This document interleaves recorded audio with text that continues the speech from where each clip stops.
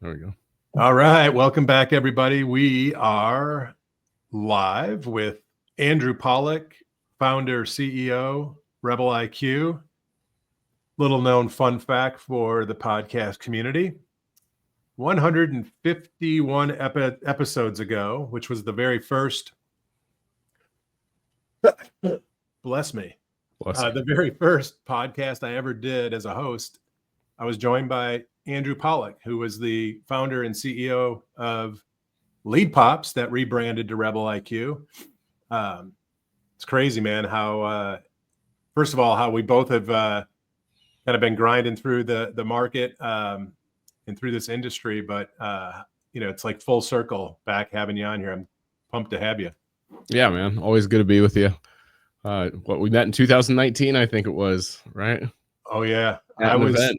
You pulled out your app. You pulled out your FinLocker app and you showed me something pretty cool.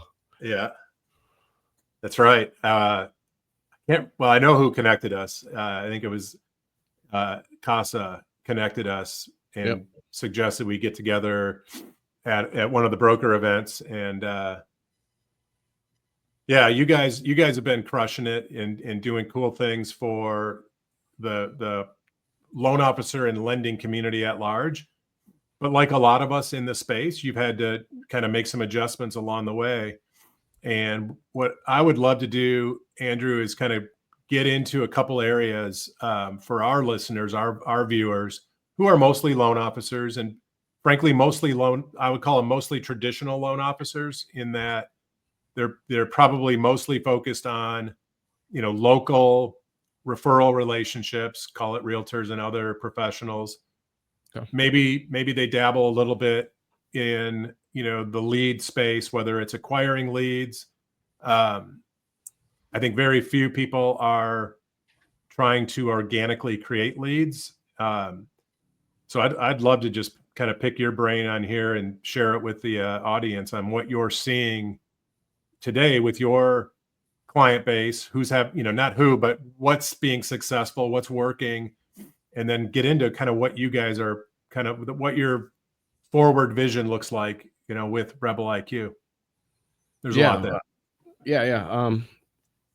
Our focus has always been lead generation, lead conversion, building systems that allow loan officers and lenders to create their own leads. Over the years, we did really get clear on that. Loan officers are not all really made for leads. I had this idea when we started that, create lead systems, and if you've got your license, then it makes sense. And then maybe it took a little bit too long to figure out that not everybody is equipped to handle leads. They're not experienced with it. They don't have systems for lead generation and conversion. So really getting focused on, for us, right fit clients that can handle leads, that have experience with them, have systems in place for handling leads. Not everybody that wants leads necessarily or thinks they want leads is going to be a good fit for that necessarily. It's not anything that is wrong with them per se. It's a completely different animal to buy leads or create your own, versus referral business and working with real estate agents and just really being local, kind of, belly to belly, as they say, relationship. So we've had a lot of success getting laser focused on continuing to offer lead systems and lead generation, but really to consumer direct loan officer shops with sales teams, back-end systems, automation, auto dialers like that is successful every single time we run those types of campaigns. Those clients are every single time seeing better results in terms of conversion rates on those leads, higher contact rates. It's better for their branding than, buying leads from a third party. Loan officers that are experienced with leads can definitely be a good fit, but those that come to us that have not really had experience with it, they want more business, but they're not ready, or they don't have the patience or just really systems in place to handle the 6 to 12 months, multiple phone calls, text messages, a whole lot of effort, to close one deal out of maybe 50 or 100 leads. they're not used to it, right? Yeah. And even from a sales standpoint, it's just such a different conversation with somebody who doesn't necessarily know you, like you, trust you. You know, you captured their information online, or you bought their information from a third party, and it's not a layup. It's not, you make a quick phone call and send them a link to your loan application, and that's it. You know, it's not that easy. So really, we've kind of split our path into two different areas. It's the lead systems for those that are a good fit, and then building out solutions for loan officers who want to focus on real estate agents and those types of relationships, and how to use our platform to not only identify good agents, and scripting strategy on how to approach them, but also plugging systems into agents to create better relationships with realtors. And we find that just a lot more loan officers, it's their wheelhouse. They're comfortable with it. They need some guidance. They need a strategy, but it's a different type of approach for them, and it's a different way to kind of use our system, and it's a different use case than what a lot of people I think are used to hearing about, which is, you know, running ad campaigns and getting leads. So I want to come back to the real estate piece, because I think that's probably going to be a good double click for this audience. But I do want to just spend a minute or two kind of unpacking kind of the first focus right around kind of lead systems and lead processes. 100% agree with you. I see it every day. First of all, there's not a single loan officer out there that doesn't want more leads. Yep. They just want those leads to turn into loans, almost as rapidly as a traditional referral would, right? Yeah. And clearly that's not going to be the case. You kind of hit it on the head. You've got to have a longer expectation for return, which means you have to be willing to invest not just dollars, but time and effort. And so let's just double click a little bit on, if I'm a loan officer that actually has that mindset, that patience, I'm accountable to myself, I'm accountable to this process. How does Rebel IQ support that single loan officer today? Is that something that you can still help with if they have that right mindset? Yeah. I mean, mindset, budget, systems on the back end. We do build on a few of the back end pieces that we used to kind of rely on loan officers to bring. And we used to check the box thinking, okay, they got a CRM that's good, right? No CRM was kind of a non-starter, but we also realized that a CRM is not enough in many cases, because there's not really built-in automated follow-up, nurturing, communication going out. It's just kind of a glorified database to hold the data. That's also not going to be enough. So we will provide our own Convert. We call it Convert. It's a solution on the back end that does help with the automation and follow-up, and it's built out to do 30, 60, 90-day campaigns, and then ongoing nurturing for those leads for long-term. But yeah, I mean, if they've got the budget and they've got the understanding, we're very clear about just expectation setting, what it takes, how long it's going to take. And LOs that have the stomach for it and are still interested at that point, it's definitely something we'll offer. But a lot of people also just kind of, once they start to hear and kind of really understand the reality, they'll drop out of that conversation, and that's okay for us too. We'd rather not sign them up and point them maybe towards a better solution, or again, talk about the real estate opportunity, because that does feel like a better solution for a lot of loan officers. But yeah, I mean, if they're built for it, they've got experience with it, we'll absolutely help. And really what it comes down to is there's a formula that the big companies that are selling you leads are using. They've been doing it for, a couple of decades, and it's once you see it, you can't unsee it. And it's about building the same types of systems that these big companies that are capturing and selling leads are using, and doing it for yourself. Yeah.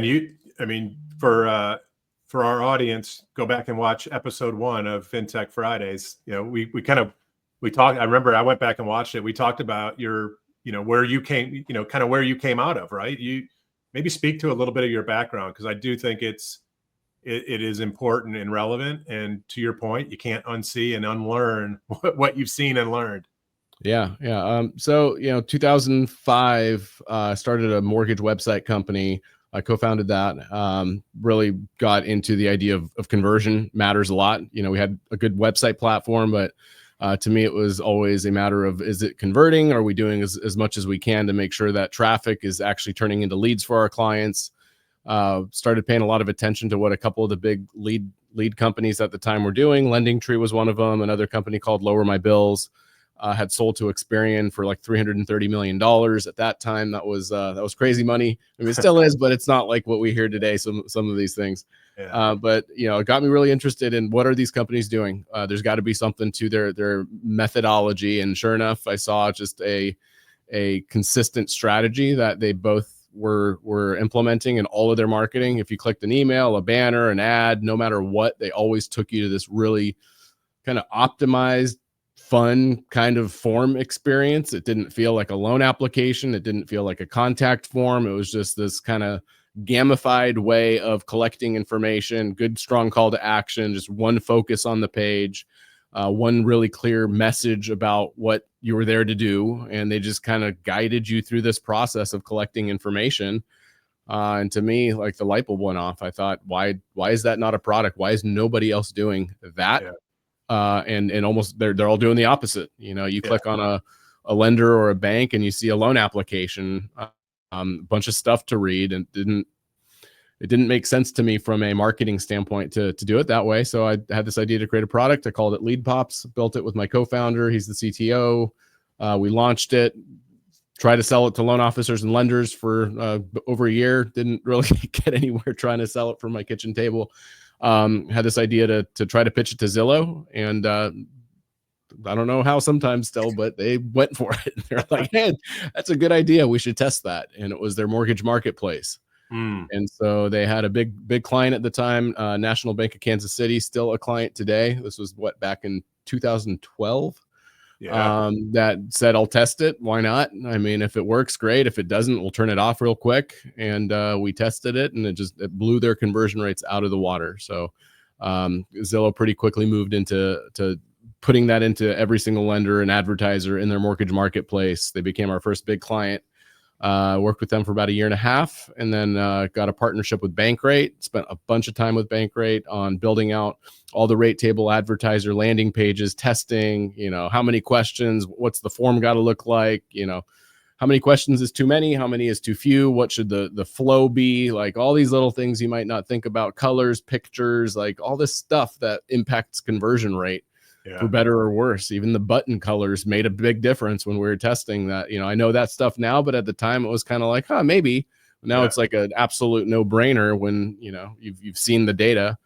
So we built a system that really right out of the box gives you the same caliber of lead gen that companies like Bankrate use to sell the leads they sell, and it puts that directly into the hands of lenders, loan officers, banks, to capture and create your own first party leads instead of buying leads from a middleman. So hopefully people bookmark the last 2 minutes, because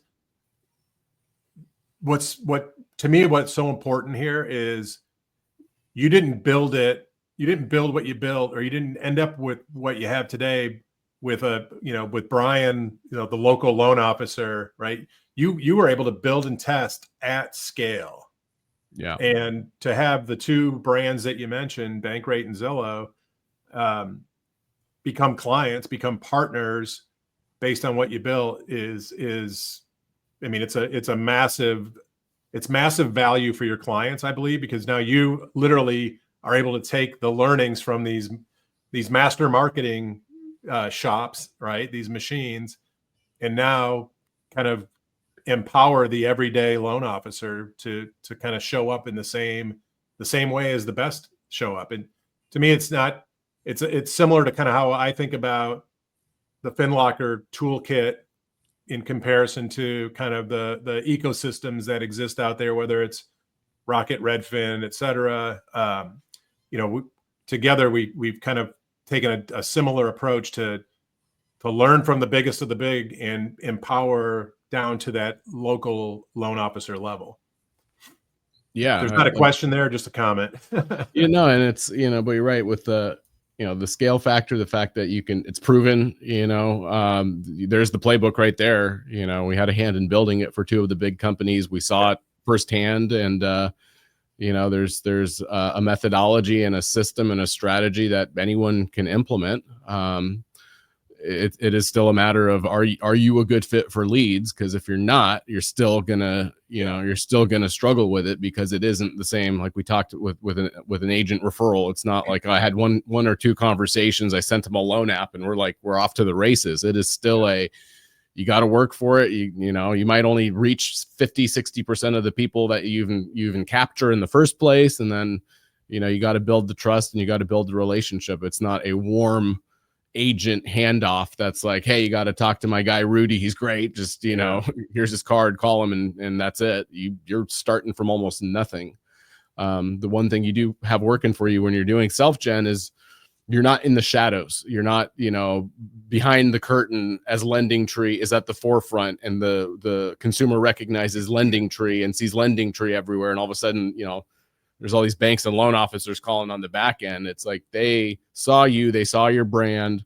Some of our clients that are doing interesting things like their thank you page will have a video of them explaining who they are and what their follow-up process looks like. And then the phone rings and it's their assistant or it's them actually calling the lead. So there's that kind of warmer intro, but it's still going to take some work. So before we shift over to the agent strategy side, as you think about, like, if you looked at your top clients, and let's just say your best performers that are those local loan officers, how important in their success is how they show up on social? I mean, I would think it all kind of ties together. Maybe I'm wishful thinking there. I mean, I think everything you've got online is going to help or hurt your results and your efforts. If they're, part of the reason someone might be ghosting you or not answering your phone calls is they saw your name on caller ID, or they talked to you one time and then, they went to do their research to see who you are, and they either find nothing or they find it looks like you work at 3 different companies, because you've still got, I Google you and I still see multiple other companies listed. I see this all the time. The Google My Business page has the wrong listing. They're coming up number 1 for some old company they worked at. You got like Loan Depot, Guaranteed Rate, and 3 other listings. It's confusing. The trust isn't there. I look you up on social media and there's really nothing there showing me that you're an expert. Whereas, if I do my research as a customer, I had one conversation with you. Let's just say I talked to my wife, and we're still, kind of shopping around and doing our research. We Google you. You've got amazing reviews. Your own website shows up. That looks amazing. Really, high end and professional looking. Social media pages look like they're built out. You're an authority. You've got content on there about the different topics all the time. Like, that gives me trust. That means like I am more likely to call you back. I'm more likely to answer your phone call versus, the other way around where it's a mystery. There's no trust. You look kind of sketchy. There's bad reviews. You're hard to find. You look like you work for multiple different companies. I don't even know what this is.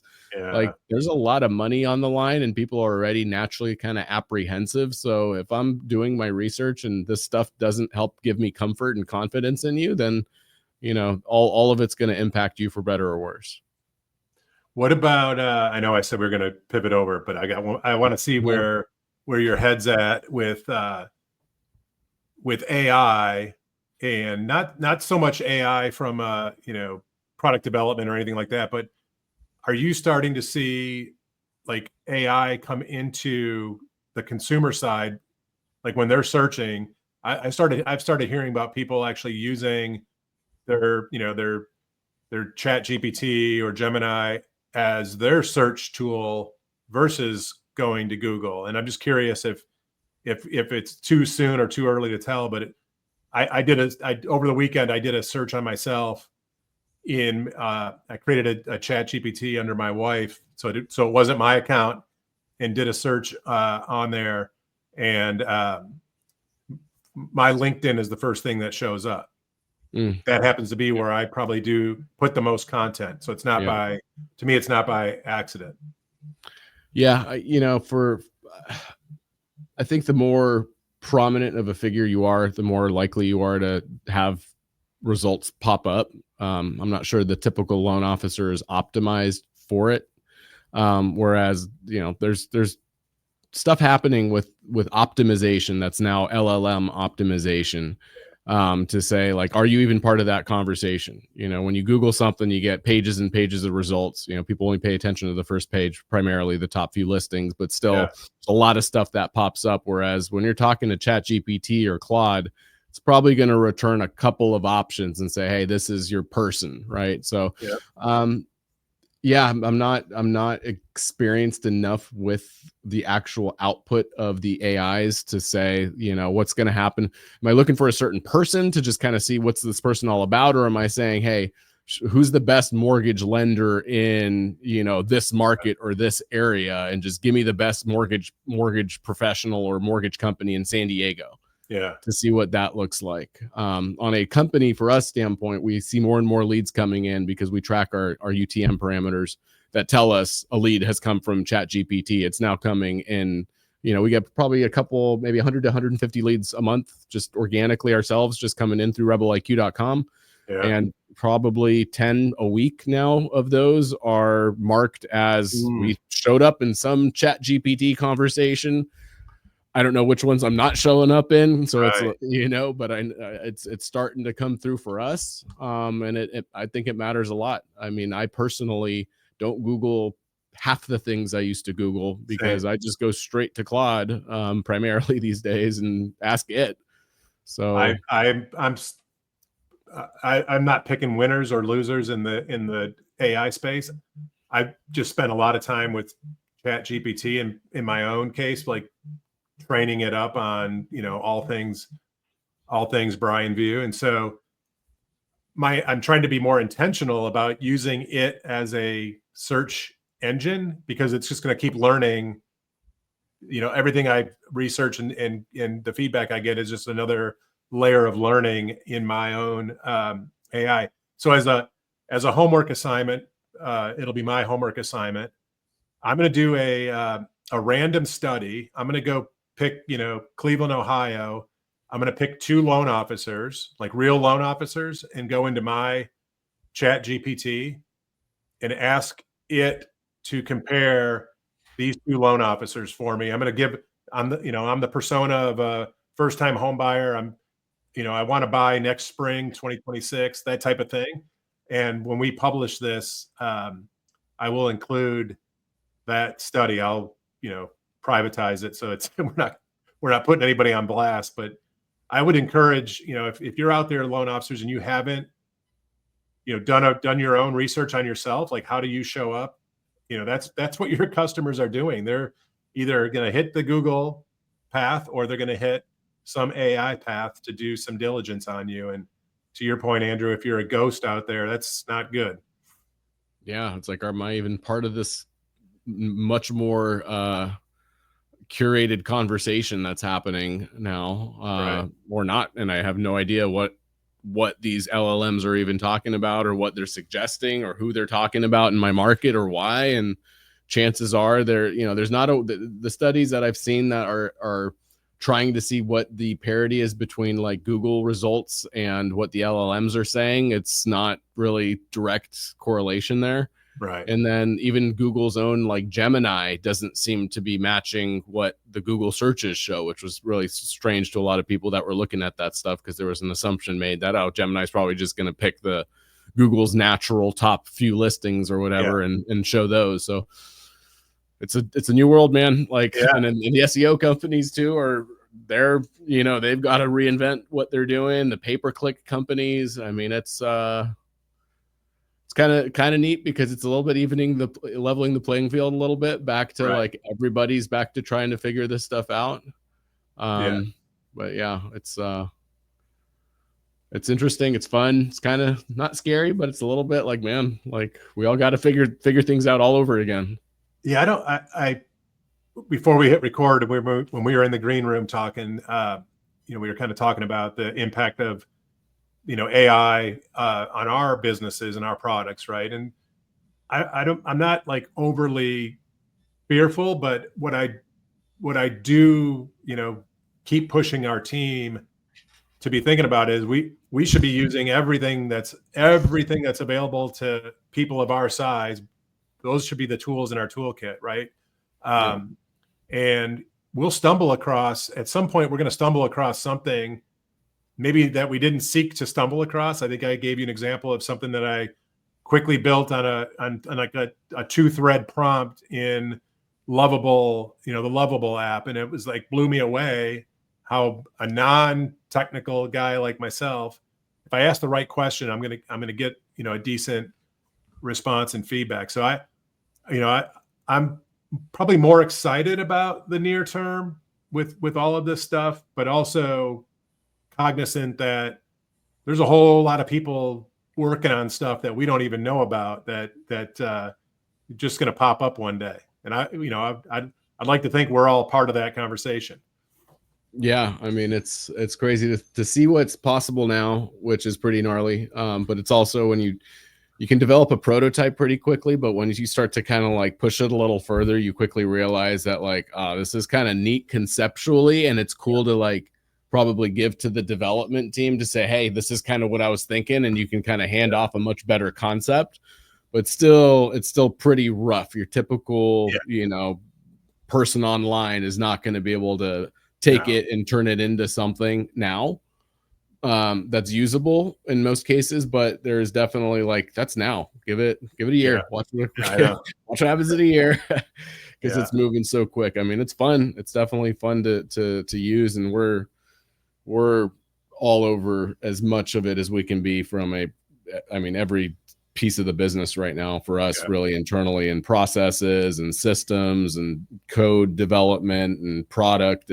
We're really trying to use what we can the right way, because if you do it right, you can really do a lot more with a smaller team. But you still got this little podcast itself. In the last week or so, I stood up a website through a platform, and I literally, once I created the account and then I linked the RSS feed from my my Spotify podcast page, it was like boom, full website stood up. Yeah. All the episodes were there, and so it's like that's a game changer for like this little podcast that is literally a one-man operation with no editing, as evidenced by the sneeze that's in the beginning of the episode. And so now, it's just, that's an example of how fast things are going. And, hopefully I find that platform I stood up and am using is going to help expose and build the podcast. But crazy. I want to make sure we touch on the other piece of your business that you're having success with kind of the distributed local loan officer, and that's the work you're doing to kind of help them with referral partners in their communities. Just talk a little bit about what you're seeing there and how that's taking shape. Yeah, I wrote about this in my book back in 2016, chapter 12. I talk about real estate agent relationships and kind of some of the challenges and some opportunities I saw there, and really spent the last couple of years building a system to support a lot of what I talked about in that chapter. And the idea being, loan officers are often talking to us about their challenges with agents. They know that, still today, agents are highly influential in terms of referrals. They've got relationships, there's trust. Your consumers are still going out at a much higher rate looking for homes for sale and looking at houses first, no matter how much we want them to go, get pre-approved and look at the mortgage side of things. And that behavior is just, it's expected. It's fun to look at houses. I can go online, I can start doing all that stuff, and not really thinking about the mortgage at the beginning of the process means that agents typically still get a lot of these relationships first. They are because of that, in kind of control of who that person is going to talk to and what mortgage, relationship that the realtor has is going to be the one to potentially get that deal. So really talking to Lowe's about the challenges, understanding what are the pain points, what struggles do they have with agents, and trying to hear both sides of the story. We were invited to a program called Reach, run by the NAR, where they pick a handful of companies every year and they say, hey, these are companies that agents and brokers on the agent side should pay attention to. So we're in a class of about 8 companies in 2022, where we went out like to the NAR headquarters. We're part of a whole year kind of immersive program to work with agents, build systems for realtors. Got to hear a lot from agents about their challenges, their pain points, working with loan officers and some of the struggles that they have, and hearing kind of their side of the story. Yeah. So we went to work on building a system and a strategy and a whole methodology around how to find good agents, how to talk to them, not just focused on, the data that you get out of like your typical tools that will give you wallet share and agent production. Like we factor that in, absolutely. But also, what does the agent look like online? How are they showing up? What opportunities exist with their websites, their follow-up, their socials, their Google business page, and how do we create a opportunity to really weaponize the loan officer's relationship with Rebel IQ as a differentiator for them to work with real estate agents? So we do a whole analysis of their agents. We do a SWOT, so we understand strengths, weaknesses, opportunities, threats. We do a report for each realtor that the loan officer is interested in working with. They typically just refer us the agent. We don't talk to the realtor. We just do the SWOT for that loan officer. The loan officers do outreach. They talk to their agents. They meet with them. They present the findings, and then they go through a process of kind of onboarding that realtor and kind of bringing a system together for that agent that solves all the pain points we show in the SWOT. It's completely custom to each realtor. It's not just a templated like, hey, this is what everybody gets. It's highly customized to each agent. So it's very relevant. Your agents are different. They're all over the place in terms of, do they have a website? What do they have in place? What's their social look like? All these different things that we'll assess. We give the opportunity to the LO to have the relationship and have that conversation with the agent. And then once the agent says, I'm in, they join the platform and the very kind of specialized system that we built for that realtor, where we actually build the loan officer in to the agent's marketing. We just kind of build that system together. So you have a cohesive agent loan officer platform that brings the two together. It's a more I'd say it's a more cohesive solution for the consumer, because you've got both the loan officer and the realtor built together. And it just brings a lead generation platform and solution to those agents. So it's really using us as the value add and as the difference maker for those agent relationships. It's RESPA compliant. We've had it all reviewed by attorneys, and it's a systemized approach. It's scripting. It's how to find the realtors, how to present, how to have them excited to join the platform. And the results have been awesome, honestly, from the impact that it's having on the loan officers, the conversations with LOs that are our clients that are like, this is breathing life back into my business. I'm excited. Right. I'm making calls. I have conviction. I have something to talk about. It's not these awkward check-in calls asking them to go out to coffee. They're sick of those types of conversations. And then it's really bringing that solution to those agents. And, the response from the agents has been phenomenal, because we're tracking conversion rates on conversations, on pitches, on how many agents are joining, how many LOs, how many conversations are the LOs having to get the realtors to want to join the platform. And then the feedback from the agents once they're in. I mean, it's been really, really cool to put something together that fits for so many other loan officers out there that uses our platform, but it's just a different way of looking at the use case. Instead of saying, hey, here's a lead gen system for you, it's here's a way we can plug really good lead gen into really good agents who are a good fit for this stuff, and then plug you in on the back end so you're actually part of that marketing system.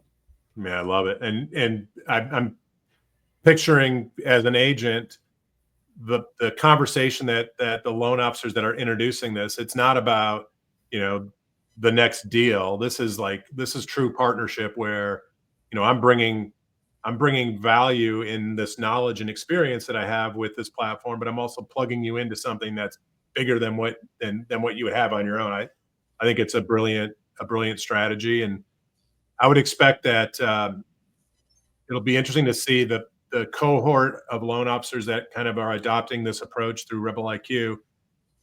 I would suspect that you'll see some of them, maybe more than some, kind of grasp the core of Rebel IQ themselves, and because they'll be familiar with the processes and systems that they're talking about for these agents, it may put them in a better spot to actually do something with leads that they're able to generate organically on their own. Yeah, I mean, it's one of the pieces we build for the LO is they're first we got to get them set up as well. Like Yeah. it doesn't mean we're going to necessarily start running paid marketing and ad campaigns, but we got to get the foundation right for the loan officer before we have them going out and starting to pitch realtors. Cause it's a little bit weird if it's, I'm talking to an agent and then they're like, well, let's look at you too. And they Google the LO, you look worse than me. Why are you giving me advice? So we make sure the LO is ready to have those conversations. We get them all, ready, online in terms of how they present. And then, the next step is, okay, now let's go after some agents and let's have those conversations and bring those realtors into the fold. So it's a couple step process. Well, dude, I'm excited. I'm going to go check that one out. Cause that's, sometimes I learn something new on these shows myself. And that's definitely something I'm going to go check out and see what you guys are up to there. Dude, I appreciate you spending time with me today. Again, very first podcast I ever did was with you, probably sitting in that office. I was probably sitting in this office. So not much has changed in that respect. Yeah, it's been fun, man. It's always good checking with you. I love what you guys are doing. Let's do it again. Maybe not wait 150 episodes. We definitely won't. I think I'm guessing the way things are moving and as fast as stuff is moving, probably sometime in the next few months, it'll be worth it for us to jump back on and kind of give a kind of state of the state update. So Andrew, thanks again, buddy. I appreciate you. Thanks, Brian. I appreciate you, audience, for tuning in, and be sure to like, share, bookmark, do all the things you do with your favorite podcast. Share it with another loan officer too. And then check back next Friday for the next episode of Loan Officer Life. Thanks, guys.